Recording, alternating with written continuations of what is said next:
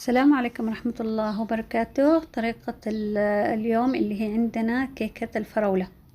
طبعا أنا كتبت جاتو الفراولة في العفو منكم.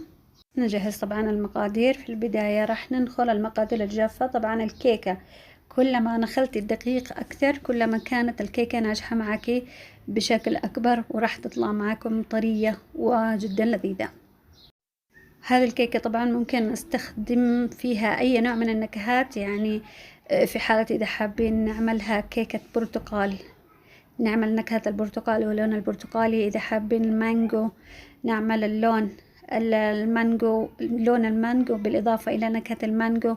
أنا حبيت أعمل لكم هي بكيكة الفراولة عشان تكون واضحة معاكم، وبعد كده انتم تغيروها بالطريقة اللي تحبوها. طبعا الكيكة جدا رائعة. عندي هنا أضفت فانيليا بودر، ممكن نستخدم اللي هي الفانيليا السائلة ونضيفها بس مع المواد السائلة، وعملت البيكنج بودر وممكن ننخلها. عندي هنا زبدة، استخدمت الزبدة الحيواني، ممكن تستخدموا الأورباك أو تستخدموا اللي بالكيلو. أخلطها على سرعة عالية بشكل كامل، طبعا لازم تكون بحرارة المطبخ. أضيف عليها شوية من الزيت. طبعا كل المقادير محددة عندكم في البداية، تستخدموا نفس المقادير. نستمر بخلطها لحد ما تتغير لونها بشكل كامل. بعد كده أضيف عندنا هنا صفار البيض. نستمر بالخلط، ممكن نستخدم العجانة عادي.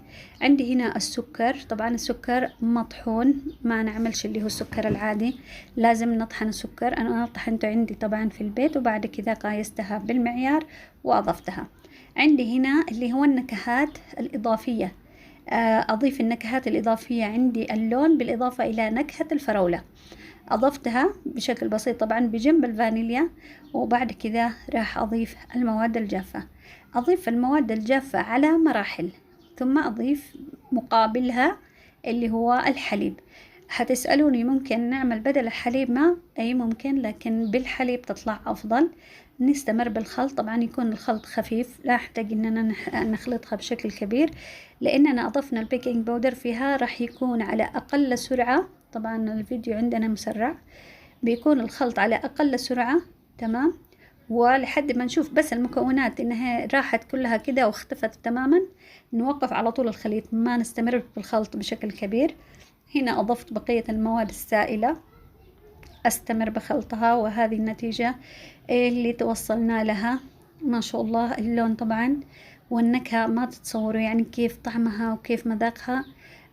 بصراحة طعمها جدا رهيب وتستحق التجربة. هذا القوام اللي وصلنا له. الآن راح نعمل اللي هو البياض.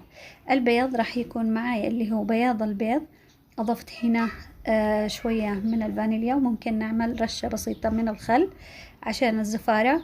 أول ما يبدأ ينفش طبعا على سرعة عالية، أول ما تبدأ تنفش البياض نبدأ نضيف لها سكر. طبعا السكر هنا عندي سكر عادي، ما ينفع نعمل اللي هو سكر مطحون، لازم يكون السكر العادي.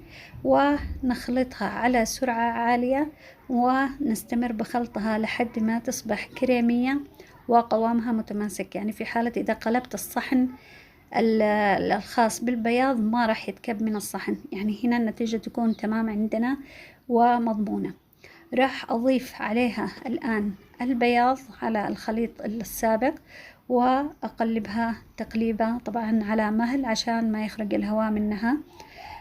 نستمر بتقليبها لحد ما تختفي الخطوط البيضاء، وبعد كده نضيف بقية البياض ونستمر بالأمر هذا لحد ما ننتهي من عمل البياض كامل، ولحد ما يتخلط كل الخليط مع بعض.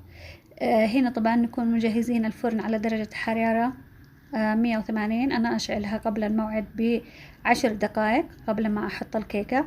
طبعا عندي هنا بطنت صحن قياس 20 سنتي بورق زبدة.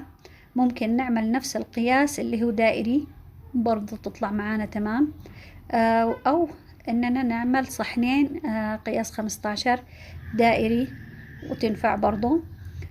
لاحظوا صبت طبعا جميع الخليط في الصحن.